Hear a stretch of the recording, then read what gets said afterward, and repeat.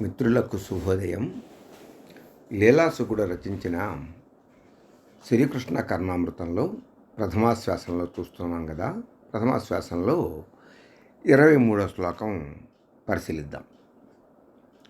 సార్ధం సమృద్ధైరమృతాయమానై ఆత్మాయమానైర్మురళీనినాదై మూర్ధాభిషిక్తం మధురాకృతీనాం బాలం కదా నామ విలోకయిష్యే.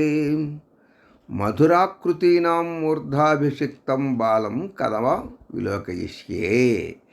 అందగాళ్ళందరిలోకి కూడా తలమానికమైనటువంటి ఆ బాలకృష్ణుణ్ణి నేను ఎప్పుడు నా కళ్ళతో చూడగలుగుతాను అని ప్రార్థిస్తున్నాడు. వేదం చెందట్లేదు, ప్రార్థిస్తున్నాడు.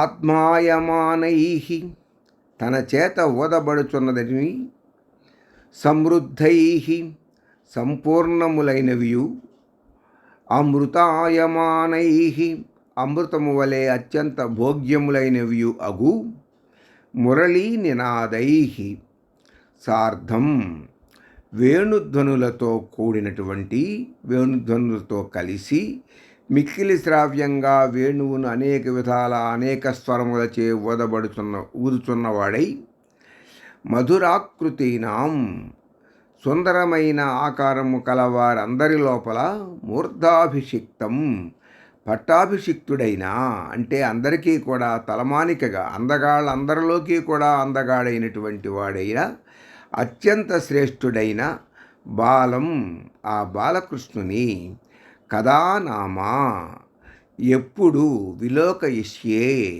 చూడగలను.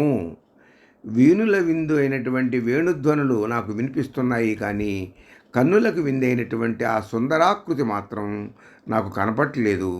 ఆ సుందర రూపాన్ని నేను ఎప్పుడు చూస్తానో గదా అనుకుంటున్నాడు లీలాసుకుడు. దానికి వేంగనామాచ్యుని యొక్క తెలుగు చేత చూడండి. చక్కని వారి నెల్ల నెకశక్యములాడెడు చక్కనయ్య మధురాకృతీనాం మూర్ధాభిషిక్తం బాలం అన్న పదాన్ని చక్కగా తెలుగులోకి పట్టుకొచ్చేశాడు తెలుగు అనువాదకారుడు.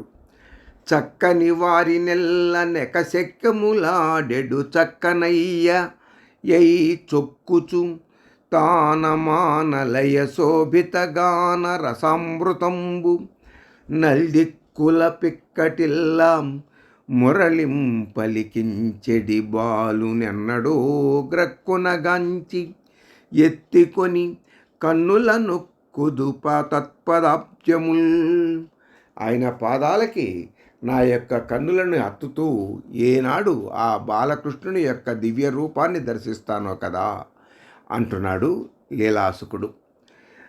రంజించుటకు వలయు సకల గుణములు నిండి అమృతము వలె అతి భోగ్యముగా నుండు నాదములు శలంగా పిల్లన గ్రోవిని ఊదుచూ చక్కని వారికెల్లా కూడా తలమిన్నయై ఉన్న ఆ చిన్ని బాలుని కృష్ణుని నేనెప్పుడు గాంతునో గదా అని తెలుగు చేత స్వస్తి.